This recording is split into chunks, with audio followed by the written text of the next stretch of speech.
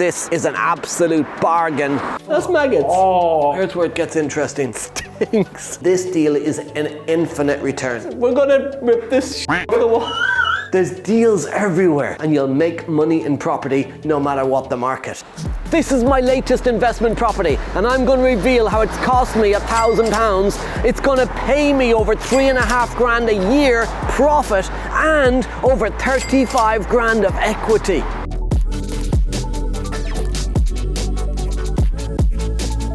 Hi, Kevin McDonnell here. I've been a property investor now for over 19 years, and I've built up a multi-million-pound property portfolio using creative property investment techniques. And I'm going to be showing you around my latest investment property and revealing how you can pick up below market value purchases just like this. But before we get started, like, subscribe, and hit that notification bell. Not been inside the property yet. It's a probate property. It's been empty for about 18 months. My team secured the deal. I've been told it's a bit of a state inside. Now, I don't normally buy properties unseen. I'm a little bit scared to see what I find because I've got a garden growing down the side. That's been there for a while. We've got to go in the back door because I don't actually have a key for the front door yet. We're going to have to get that sorted. Not sure what to expect. Okay, so the first thing to expect is it stinks.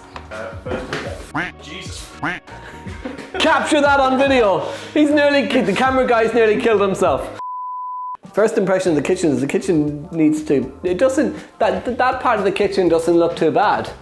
The rest of it just needs to go. The worktop I'm absolutely loving. Would you eat your dinner off that? Probably not. We will be ripping the kitchen out, even though that actually is not a bad kitchen. Those cupboards are not too bad. If the rest of it didn't look so shit, I'd probably say keep the kitchen. I'm only scared of looking in these cupboards because somebody posted in the progressive property community where they were looking in a kitchen recently and they literally opened up a cupboard and they had photographs of mice in the cupboard. Like, I don't want to move that. Go that way towards the cameraman. Oh, that's the fridge. Oh. Ooh, what's that? How much would I have to pay you to eat that biscuit right now? Cash money, name your price. There's no price that'd make me eat that biscuit. I'm not opening that up. That's maggots. Oh my god. That's cobwebs. What the f is in there? Oh my god. Oh, doing these videos isn't it fun? We haven't even left the kitchen. By the way, people say there's no deals out there. There's no properties out there, right? I'm on here every single month showing you absolute bargain properties that are available right now in the UK. And they're not just in this town, they're in every town across the country. The difference is some people are saying there's no deals out there. Some people are saying everything is selling for asking prices, right? This is an asking price purchase, but the asking price is based on the condition of it now, not what it's going to be when we're finished. There's deals everywhere. You just gotta get out there looking for them. You gotta know what you're looking for. You gotta take some action. So knowledge and action, guys, and you'll make money in property no matter what the market. Mark Homer, co-founder of Progressive, once said to me, if it stinks of we, think of me. This stinks of a lot more than just we. Sitting room, beautiful brown swirly carpets, or green swirly carpets. We've got a lot of damp coming through here, mold right up the wall, so pretty shit. Cobwebs look like they've been there forever. Stinks in here. Alright, what's in here? Oh, that stinks. Oh! What? Fucking stinks! Oh, fuck! It stinks. Oh, it's a horror movie. It stinks. Look at that. They told me it was... They told me it was... What's there? They told me it was manky. Do you want to have another look in there?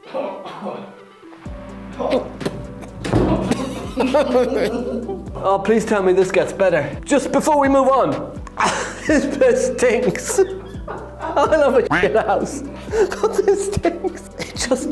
It just needs carpets. It just needs painting.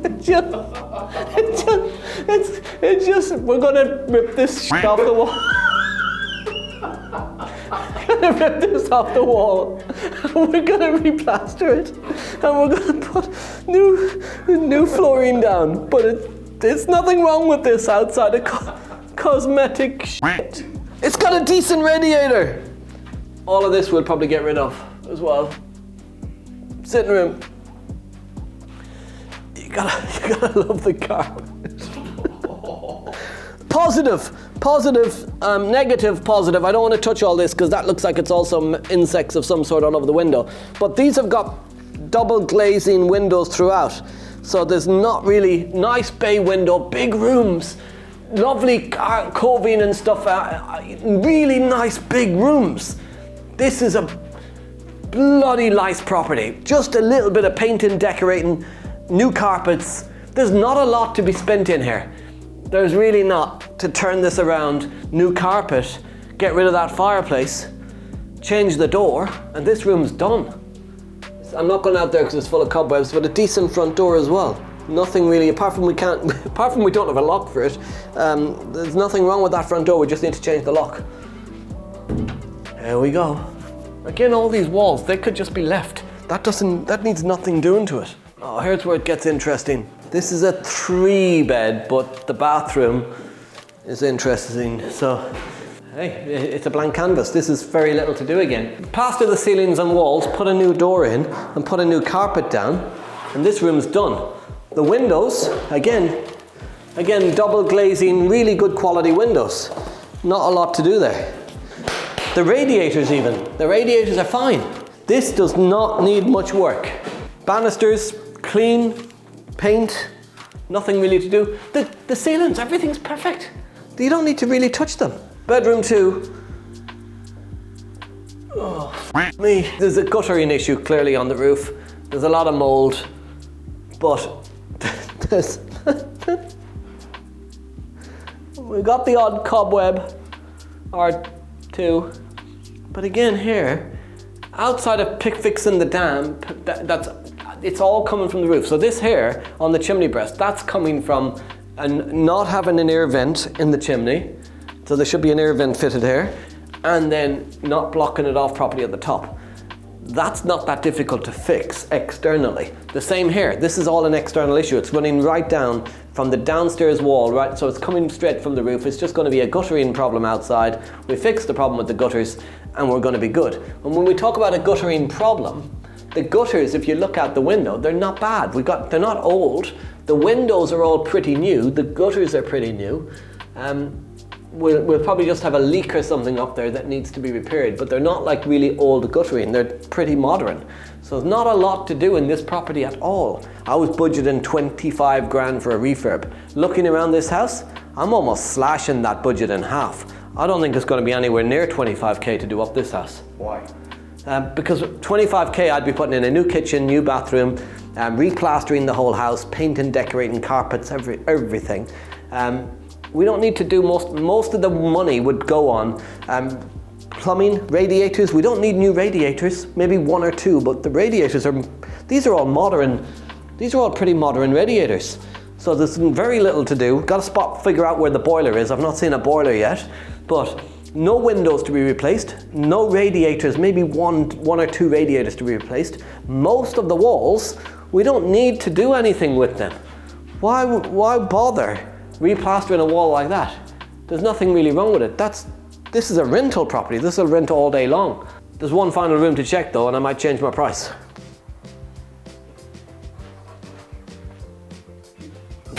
That's a bath. Have a look in the bath. Oh my fucking God. We've got a bathroom behind. We've got a bathroom behind bedroom number 3. So this is where we'll have to do a little bit of reconfigure it into the house. I've had to take a throat sweet to get this stuff out of my throat. A few minutes ago I was thinking my budget was 25 grand, probably not going to cost us 25 grand. I'm back up to 25 grand again. So we're going to spend about 25 grand on the refurb. I'll do another video when this property is finished and we'll see exactly what that refurb came in at. But here's what we're going to do. Haven't now seen the whole house. I'm going to rip that bathroom out. I'm going to make this one entire full-size bedroom. So this becomes the 3rd bedroom. So at the moment we've got 2 bedrooms, a 3rd bedroom, but you got to go through the 3rd bedroom to get to the bathroom, which is a little bit weird and not really modern. I'm going to get rid of that bathroom. We got the large bedroom at the front. And then this bedroom number 2, what we're going to do, because a bathroom does not need a window, is we'll cut it there, making a good sized 3rd bedroom. So 3 decent sized bedrooms. We'll put a door here into a bathroom. And this will be what we call a dark bathroom. We do this regularly, taking a 2 or 2 and a bit bedroom house and converting it into a 3 bedroom house with a separate bathroom. So when you come back to see the finished video of this property, you're gonna see a door here going into a bathroom. And that bathroom will be inside this bedroom. So a large size bedroom, we'll put a wall here. So you'll go in the door here, we'll fit shower here at the end, and then toilet and sink, and make it a 3 bedroom house. There's stone all the way. I think because this is a probate, I think prior to the person passing away, this was probably a really nice garden, really well looked after. It looks underneath this that it's actually going to be really nice and cost very little money, because it's not like it's an overgrown garden, it's actually stone. It's going to be just a jet wash, a weed jet wash, and it could be perfect. If this didn't have those stones which look like they run all the way to the back wall, it could cost maybe 1,500 quid, a couple of grand to do a nice garden here. I think it'll cost a couple of days labor for somebody to come in and just weed it and jet wash it. A couple of 100 quid here to sort this out. It's a downstairs toilet. We've got a downstairs toilet. Look at that. We've got a downstairs toilet. I'm not sure I want to use it, but it's there. With electricity. Oh. Way! Who says they don't still do outside bathrooms in the UK? Right there, proof it happens. Oh, external wall. So that's the external wall where the alleyway is. So we can get all of our pipe work and everything for our bathroom down the external wall where the alleyway is, making it easy to get the plumbing back outside. So this is where my new bathroom's gonna go. At least that's the current plan. Let's see what we do. I'll bring you back here when we're finished. Before I break down the numbers and reveal the profit in this deal, there's a completely free report that you can download in the descriptions that can help you on your property journey right now. On a scale of 1 to 10, 10 being Buckingham Palace and 1 being a swamp, this is a 1. Just the smell is a 0. So we identified this property about 12 plus months ago. Now it was in probate, so the deceased estate, the beneficiary of the estate gets the property. However, we couldn't complete the purchase until the probate is settled, because the beneficiary doesn't get the property. It's not officially theirs until probate is finalized or granted. So once the probate was granted, we completed the purchase. Now the beneficiary had to sell the property in order to pay inheritance tax bills. So they needed to sell it at the exact end of their probate, and they needed to sell it quickly, which means we got a good cash offer purchase. Sometimes probate properties give you a big opportunity if there's more than one person benefiting from the sale, because there'll always be 1 or 2 people that want the quick money while somebody else wants to wait for more or maybe want to do it up. But what we find is most people in probate situations, they don't want to do the houses up. They just want to get their bit of money and move on quickly. But their biggest problem is that inheritance tax bill. So the reason I was confident about making an 85k offer on this property without even seeing inside of it myself is, number one is I trust my team. So my team know what they're looking for now. I've trained them up on the type of properties we're looking for, but also the streets we're looking to invest in. So we've got a very niche gold mine area. As well as that though, I purchased across the road, literally directly across the road from this property, I secured a deal back in 2015 on a lease option agreement for the very same price, 85 grand, where we put down £1 with the option to buy over the next 12 years for 85k. Now that was 2015. That property has gone way up in value since. I've actually used the income I created from the property as my deposit to buy the property. I know what that property is worth today, so I knew what this property would be worth done up in a really good condition. And that gave me the confidence to know, even without seeing inside, no matter how bad it looked, it was going to be a decent deal. It was just the internal details that I took a risk on, but it was not really a risk because what is it? It's just cosmetic. It's just internal repairs to a property. There's not really a major risk. If roofs, windows, guttering are all okay on the outside, you got just cosmetic repairs to deal with on the inside. And we're always fitting new kitchens and new bathrooms anyway, so it didn't matter how bad they were. We'll replaster it, we'll repaint it, we'll recarpet it.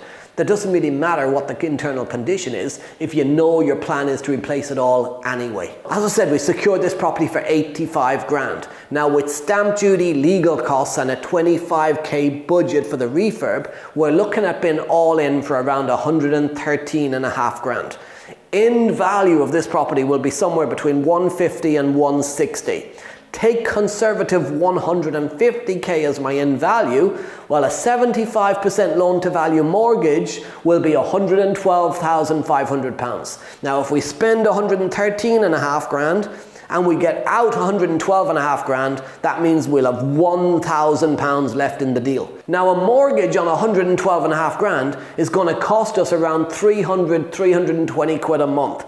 This will rent out easily for £650 to £700 a month, giving us over £300 a month positive cash flow every single month for the rest of my life. But on top of that, there is over 35 grand of equity, meaning this deal is an infinite return.